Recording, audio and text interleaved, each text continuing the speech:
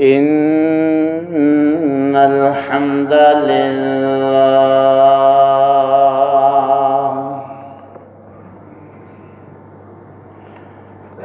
نحمده ونستعينه ونستغفره ونعوذ بالله من شرور أنفسنا ومن سيئات أعمالنا من يهده الله فلا مضل له ومن يضلل فلا هادي له وأشهد أن لا إله إلا الله وحده لا شريك له وأشهد أن محمدًا عبده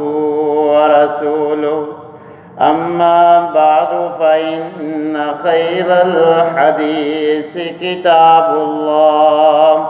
وخير الهدي هدي محمد صلى الله عليه وسلم وشر الأمور محدثاتها وكل محدثة بدعة وكل بدعة ضلالة وكل ضلالة في النار. يا أيها الذين آمنوا اتقوا الله حق تقاته ولا تموتن إلا وأنتم مسلمون. يا أيها الناس اتقوا ربكم الذي خلقكم من نفس واحدة وخلق منها زوجها وبث منهما رجالا كثيرا ونساء واتقوا الله الذي تساءلون به والأرحام إن الله كان عليكم رقيبا. يا أيها الذين آمنوا اتقوا الله وقولوا قولا سديدا يصلح لكم أعمالكم ويغفر لكم ذنوبكم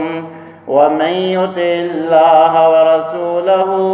فقد فاز فوزا عظيما. أما بعد فأعوذ بالله السميع العليم من الشيطان الرجيم من حمده ونفخه ونفسه. بسم الله الرحمن الرحيم.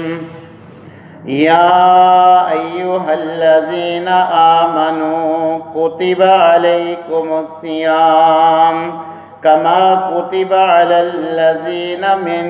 قبلكم لعلكم تتقون. وقال النبي صلى الله عليه وسلم من صام رمضان إيمانا واحتسابا غفر له ما تقدم من ذنبه. وقال النبي صلى الله عليه وسلم إذا دخل رمضان فتحت أبواب السماء وغلقت أبواب جهنم وسلسلة الشياطين. तमाम किस्म की तारीफ़ात मालिकुल उल्लाम जुल जलाल वल इकराम वहदहू ला शरीक माल की कायनात और खालिक अर्ज़ व समा के लिए लाखों करोड़ों दुरूद व सलाम उस हस्ती अक़दस व मुक़द्दस के ऊपर जिनका नाम नामी इसमें गिरामी जनाब मुहम्मदुर रसूलुल्लाह सल्लल्लाहु अलैहि व आलिहि वसल्लम है। सामीन मुहतरम, रमज़ानुल मुबारक का महीना जारी व सारी है। अल्लाह तबारक व तआला का हम जिस कदर शुक्र अदा करें वो कम है कि उसने हमारी सेहत व आफ़ियत के दौरान ज़िंदगी में एक मरतबा ये बाबरकत अय्याम हमें फ़राहम किए। سامعین محترم، یہ ایام عام مہینوں کے اعتبار سے، عام دنوں کے اعتبار سے انتہائی اہمیت کے حامل ہیں۔ ہمیں ان کو غنیمت جاننا چاہیے۔ یہ وہ ایام ہیں کہ جن کے بارے میں نبی کریم علیہ السلام نے فرمایا اذا دخل رمضان، جب یہ رمضان کا مہینہ روزوں کا چاند نظر آتا ہے، اس کا آغاز ہوتا ہے، تو نبی کریم علیہ السلام نے فرمایا فتحت ابواب السماء، چاند نظر آتے ہی، ماہ مبارک کا آغاز ہوتے ہی اللہ آسمان سے جنت کے سبھی دروازے کھول دیتے ہیں، جنت کی سیل لگ جاتی ہے۔ وَغُلِّقَتْ أَبْوَابُ جہنم، جہنم کے دروازے بند کر دیے جاتے ہیں۔ وَسُلْسِلَتِ الشَّيَاطِينَ، عام دنوں میں، عام مہینوں میں نیکی سے دور رکھنے والا لعین شیطان بھی جکڑ دیا جاتا ہے، تاکہ اس موقع کو ہم غنیمت جانتے ہوئے زیادہ سے زیادہ اس مہینے میں نیک اعمال کر کے اجر و ثواب کما سکے۔ اب شیطان کو بھی اللہ نے باندھ دیا، موسم بھی اللہ تبارک و تعالیٰ نے جو گرمی کی شدت کا آغاز ہو رہا تھا اس کو تبدیل کر دیا۔ اب بھوک و پیاس کی بھی وہ شدت برقرار نہیں رہی، تو اب ہمیں یہ غنیمت جانتے ہوئے ان ایام کی قدر کرنی چاہیے۔ اور نبی کریم علیہ السلام نے فرمایا یہ بھوک اور پیاس یہ صرف کھانے کی روٹین بدلنے کا نام نہیں ہے کہ آپ کھانے کے اوقات بدل لیں اور سمجھیں کہ یہ ہم نے جو ہے وہ روزہ رکھا ہوا ہے، یہ کوئی معمولی عمل نہیں۔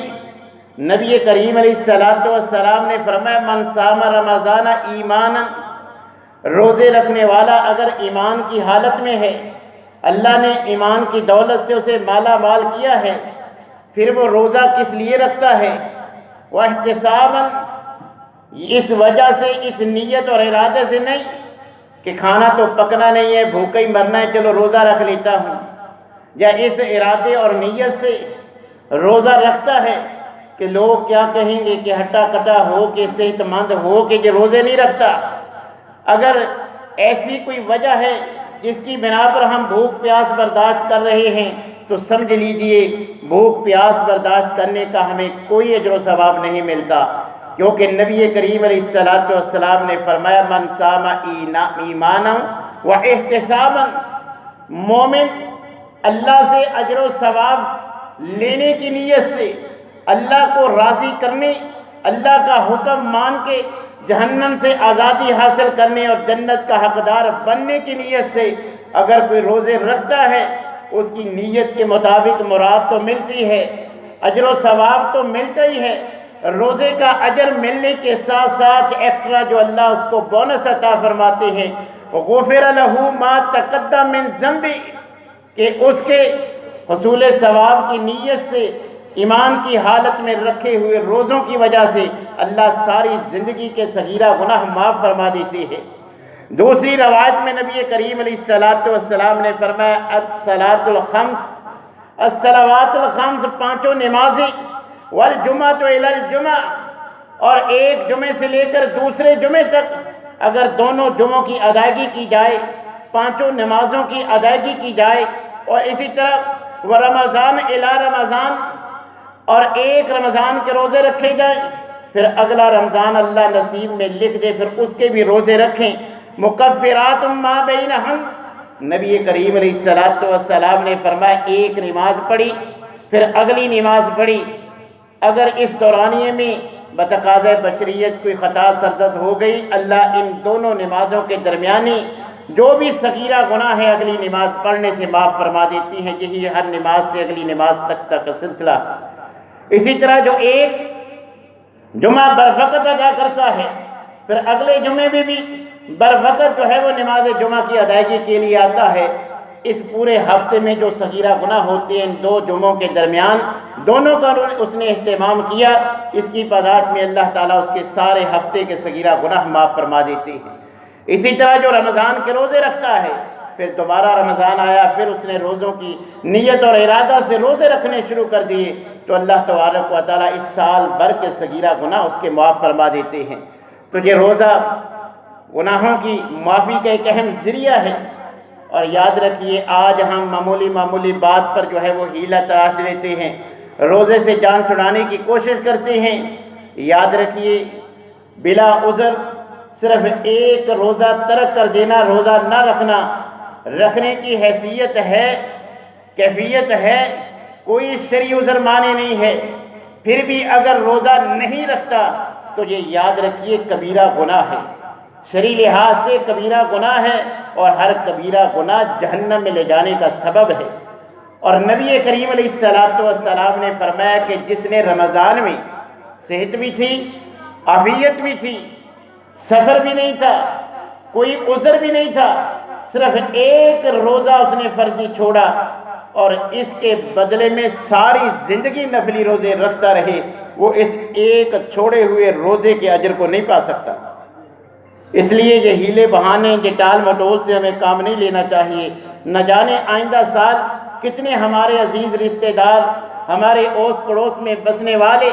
جو گزشتہ رمضان میں ہمارے ساتھ زندگی گزار رہے تھے، آج ہمارے اندر موجود نہیں ہیں۔ کیا گارنٹی ہے کہ آئندہ رمضان ہماری زندگی میں آئے یا نہ آئے؟ یہ بھی ممکن ہے کہ آئندہ جو جاری و ساری رمضان ہے، یہ مہینہ بھی اللہ نے ہمارے مقدر میں پورا لکھا ہے یا کتنا لکھا ہے، تو ہمیں ان دنوں کو غنیمت جانتے ہوئے روزہ رکھنے میں سستی نہیں کرنی چاہیے۔ تو نبی کریم علیہ السلام نے فرمایا کہ یاد رکھو، یہ روزہ یہ صرف کھانے پینے سے رکنے کا نام نہیں ہے، یہ روزہ صرف کھانے کے اوقات بدلنے کا نام نہیں ہے، جیسا کہ ہم میں سے اکثریت یہی سمجھتی ہے۔ باقی روٹین کے سارے اچھے برے کام اسی طرح جاری و ساری رہتے ہیں، اور روزہ بھی ہے مگر وہ ساری عادات جو عام 11 مہینوں میں جو اس کی عادات تھیں وہ اس مہینے میں بھی جاری و ساری ہیں۔ حالانکہ اس مہینے کا ادب یہ ہے، نبی کریم علیہ السلام نے فرمایا کہ یہ مہینے کا آغاز ہوتا ہے، یہ شروع ہوتا ہے تو اللہ کی جانب سے مقرر کیا ہوا فرشتہ اعلان کرتا ہے، منادی کرتا ہے، یا باغی الخیر اقبل، کہ اے عام مہینوں میں، عام دنوں میں بھی نیک اعمال کرنے والے ذرا سوچ، اب یہ وہ ایام شروع ہو چکے ہیں جن میں نیکی کا اجر کئی گنا بڑھ چکا ہے، 70 سے لے کر 700 گنا تک اجر بڑھ چکا ہے، اور عمرے کا ثواب حج جتنا بڑھ چکا ہے۔ اے عام دنوں میں بھی نیک عمل کرنے والے، ان دنوں میں روٹین تیز کر دیں، جو تیرا معمول ہے نیکیوں کا اب اسی کو برقرار نہ رکھ بلکہ اقبل اور آگے بڑھ۔ اور اسی طرح جو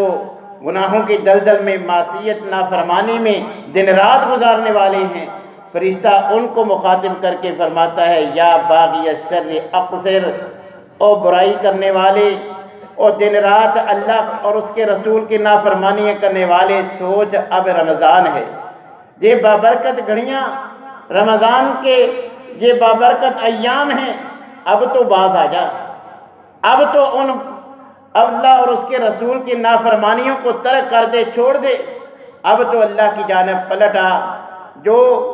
لبیک کہتے ہوئے ان سے پلٹ آتا ہے تو نبی کریم علیہ السلام نے ایسے کے لیے نہ صرف دعا کی ہے بلکہ نبی کریم علیہ السلام نے فرمایا، جو اس مہینے کی اور اسی طرح لیلۃ القدر کی خیر و برکت کو پا لیتا ہے، گویا کہ اس نے ہر دنیا کی بلائی کو پا لیا۔ جو اس سے محروم رہا، کاروبار ہو، جیسا ہم سمجھتے ہیں کہ یہی تو کمانے کے دن ہیں، یہ سال بعد ایک عیدی کا تو موقع آتا ہے جب ہم نے جو ہے وہ سارے سال کے جو ہے وہ حساب کتاب پورے کرنے ہوتے ہیں، تو اگر ہم نے ان کاموں کو اہمیت دی، ان دنوں کو خاص جو عبادت کے لیے اللہ نے ہمیں فراہم کیے ہیں، عبادت کی بجائے ہم نے کاروبار میں جو دن گزار دیے، یا پھر جیسے جو ہمارے معاشرے میں چلتا ہے، ہم نے سحری اور افطاری کی تیاری میں اسی کام میں جو ہے وہ عبادت کو چھوڑ کر انہی کاموں میں جب ایام ضائع کر دیے، تو نبی کریم علیہ السلام نے فرمایا کہ جو اس مہینے میں محروم رہا، گویا کہ دنیا کی کوئی اچھی چیز اس کے نصیب میں نہیں لکھی گئی، کوئی اس کو ملا ہی نہیں۔ اس کے لیے بدنصیبی ہے کہ کوئی خیر کی چیز اس کے حصے میں نہیں آئی اگر ان دنوں میں اس نے خیر نہ سمیٹی۔ بلکہ نبی کریم علیہ السلام نے تو جناب جبرائیل علیہ السلام کے دعا کرنے پہ آمین کہی ہے کہ وہ ہلاک ہو جائے، تباہ و برباد ہو جائے، کہ جس کی صحت و عافیت میں یہ رمضان کے ایام تو آئے مگر عام دنوں کی طرح گزر گئے۔ وہ انہی کاموں میں مشغول، اسی طرح کاروبار چلتا ہے، اسی طرح دنیاوی معاملات چلتے ہیں، کوئی اس کی شخصیت پہ فرق نہیں آیا۔ تو میرے بھائیوں، جبرائیل علیہ السلام نے نبی صلی اللہ علیہ وسلم خطبہ ارشاد فرمانے کے لیے ممبر پہ چڑھ رہے تھے کہ ایک سیڑھی پہ قدم رکھا تو اس نے یہ دعا کی کہ وہ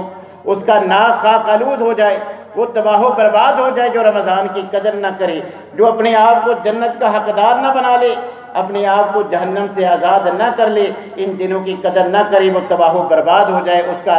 ناک خاک آلود ہو جائے۔ تو نبی کریم علیہ السلام نے فرمایا آمین، ہاں وہ بد نصیب اسی لائق ہے کہ تباہ و برباد ہی کر دیا جائے جو رمضان کی بھی قدر نہیں کرتا۔ اور یاد رکھیے، ہم سمجھتے ہیں کہ شاید کھانے کے اوقات بدل لیے تو ہم روزے دار ہیں۔ جیسے کھانے پینے اور جائز خواہشات سے رکنے کا نام روزہ ہے، اسی طرح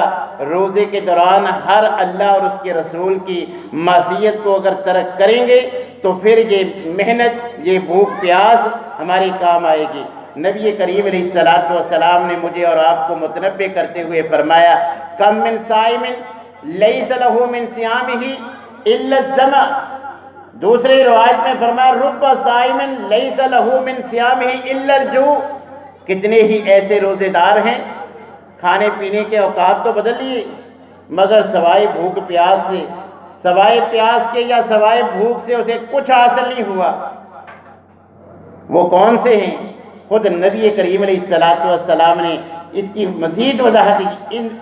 الفاظ میں فرما دی من لم یدع قول الزور والعمل به فلیس للہ حاجۃ فی ان یدع طعامہ وشراب، جو صرف کھانے کے اوقات بدلتا ہے، جھوٹ بولنا، غیبت، چغلی، یہ باقی ساری برائیاں وہ ترک نہیں کرتا، تو نبی کریم علیہ السلام نے فرمایا اسے صرف بھوک پیاس سے ملی ہے، اس کا کوئی اجر و ثواب نہیں۔ حالانکہ اجر و ثواب اتنا ہے کہ اللہ تبارک و تعالیٰ نے ہر عمل کا اجر بتلا دیا کہ ہر نیک عمل کرنے والے کا اس نیک عمل کرنے پر نیت کرے تو اتنا، اگر عمل کر لے تو 10 گنا اس کا اجر لکھ دو۔ مگر روزے کی باری آئی تو نبی کریم علیہ السلام نے فرمایا حدیث قدسی کے الفاظ کہ اللہ تبارک و تعالیٰ فرشتوں سے فرماتے ہیں کہ الصوم لی وانا اجزی بی، کیا میرے فرشتوں باقی اعمال کا تو میں نے تمہیں بتلا دیا، نماز پڑھنی ہے 10 گنا اجر لکھ دینا ہے، یہ کام کریں تو اتنا اجر لکھ دینا ہے، مگر الصوم لی، روزہ ہے یا نہیں تم نہیں جان سکتے، جو صرف میں ہی جان سکتا ہوں۔ کتنی ایسے لوگ ہیں جو روزے کی حالت میں نہیں ہوتے، باہر نکل کے دوسروں کو بتلاتے ہیں ہمارا روزہ ہے، کوئی پیمانہ نہیں ہے، وہ چھپ چھپا کے کھا پی سکتا ہے، تجھے صرف اللہ کو علم ہے کہ اس کا روزہ ہے یا نہیں۔ تو اللہ تبارک و تعالیٰ فرشتوں سے مخاطب ہو کے فرماتے ہیں صوم لی، اب کنیکشن میرے ساتھ ہے، اب مجھے علم ہے کہ روزہ ہے، کس نیت سے روزہ رکھا ہے، لہذا وَأَنَا أَجْزِي بِهِ، کل قیامت کے دن اجر بھی میں ہی دوں گا، لہذا تم روزے دار کو صرف روزہ دار لکھ دو، اس کی نیکیوں کا حساب نہ لکھو، اس کے اجر کے بارے میں نہ لکھو، صرف روزہ دار لکھ دو۔ اب میں جانوں جب میرا روزے دار بندہ جانے، میں خود ہی اس کو جو ہے وہ اس روزے کا اجر دوں گا۔ اور روزے کا اجر کتنا ہے؟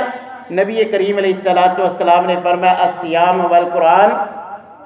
یشفعان للعبد یوم القیامہ، کہ روزہ دار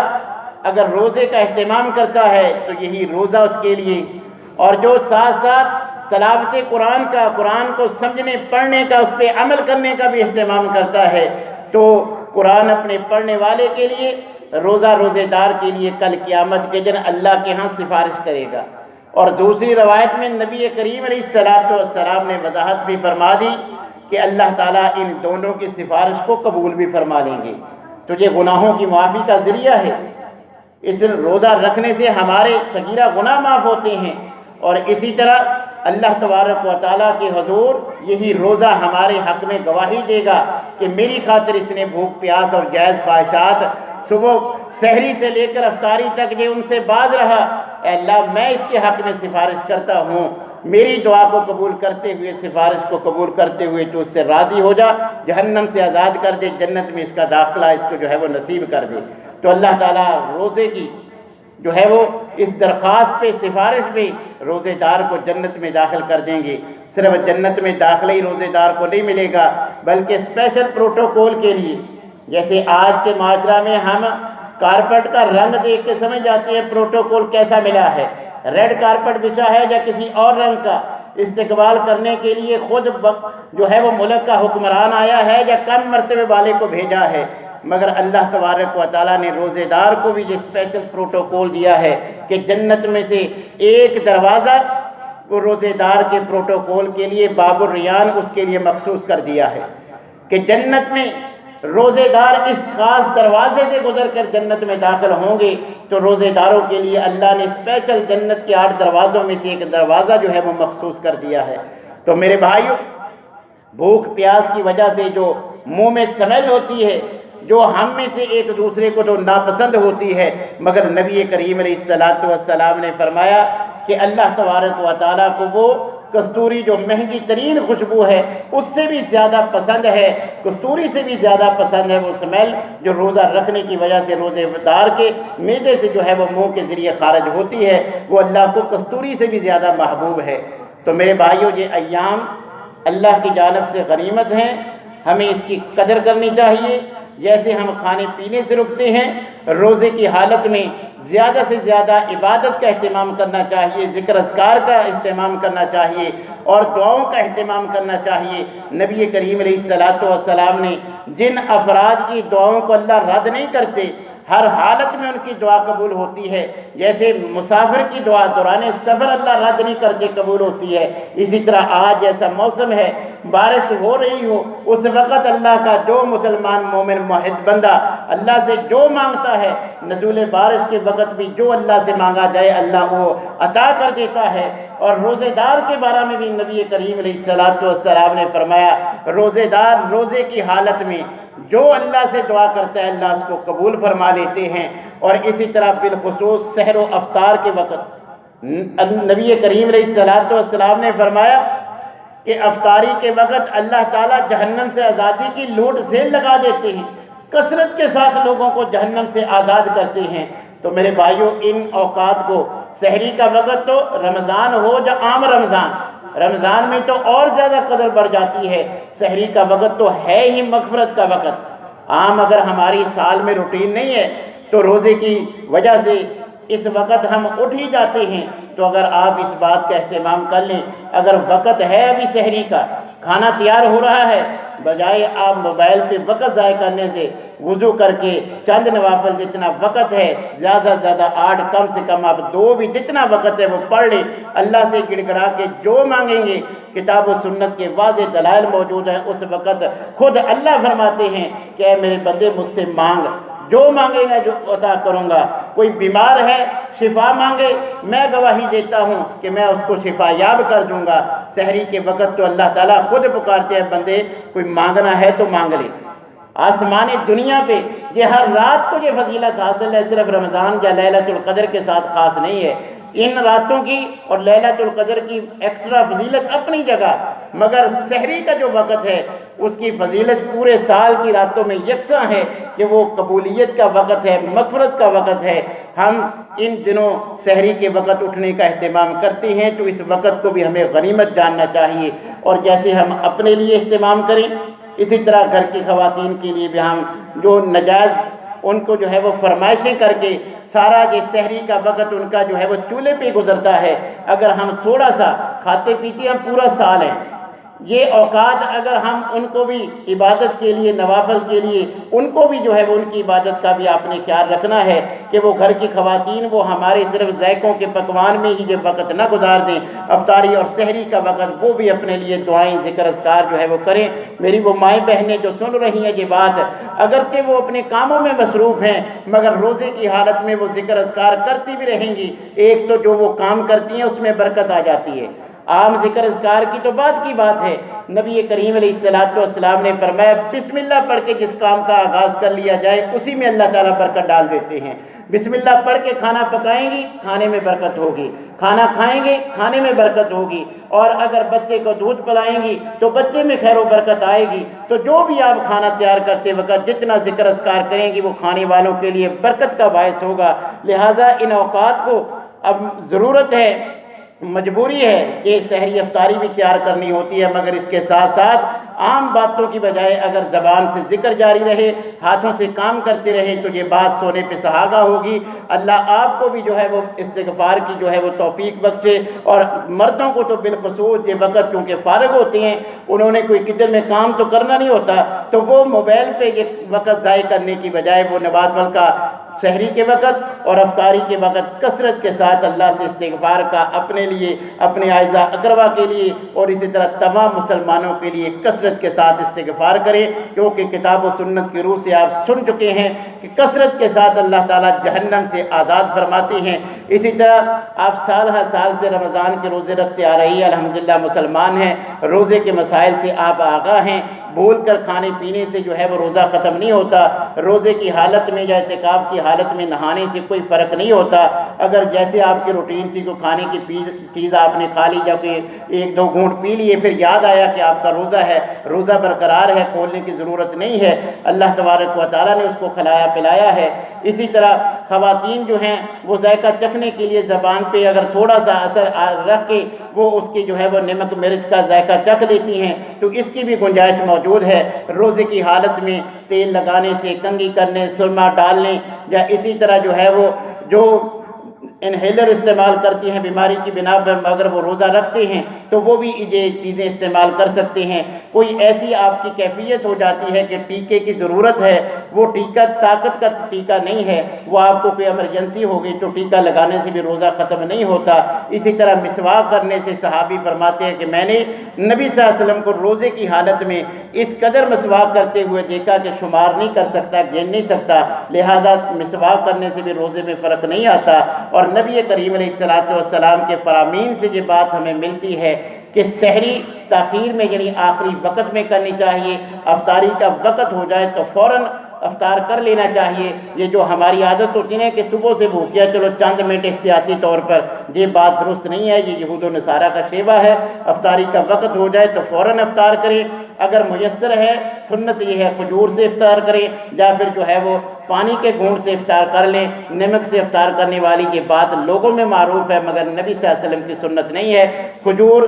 تر ہو یا خشک اس سے روزہ افطار کرنا یہ آپ کی سنت ہے۔ اور یہ بھی یاد رکھیں کہ نبی کریم علیہ السلام نے فرمایا من فطر صائمن کان لہ مثل اجر صائمہ، جو کسی کا روزہ افطار کرواتا ہے، ضروری نہیں دو چار ڈشیں ہوں، اچھا خاصا فروٹ ہو پھر یہ ثواب ملے گا، صرف ایک کھجور یا اپنی حیثیت کے مطابق کسی روزے دار کا آپ روزہ افطار کروائیں گے، روزہ رکھنے کا جتنا اجر اس کو ملے گا اس کو بھی ملے گا، اس میں کوئی کمی نہیں ہوگی، مگر جو اس کو روزہ افطار کروائے گا اللہ تعالیٰ روزہ رکھنے والے کو جتنا ثواب دیتے ہیں افطار کروانے والے کو بھی اتنے ثواب دیتے ہیں۔ یہ تنگ دستی کے حالات آپ کے سامنے ہیں، آپ جیسے اپنے لیے جو ہے وہ سحر و افطار کا اہتمام کرتے ہیں اپنے گلی محلے میں، اپنے عزیز رشتہ داروں میں، جس گھر کے بارے میں آپ کو معلوم ہے یہ آپ کی شرعی اخلاقی ذمہ داری ہے کہ ان کی سحری افطاری کے لیے بھی آپ جتنا ان کے ساتھ تعاون کر سکتے ہیں، ان کے ساتھ جس انداز میں بھی آپ معاون ثابت ہو سکتے ہیں ان سے تعاون کرنا چاہیے۔ ہمارا دین ہم سے اسی کا تقاضا کرتا ہے۔ اللہ تبارک و تعالیٰ سے دعا ہے کہ اللہ تعالیٰ ہمیں ہر معاملہ میں کتاب و سنت کی اتباع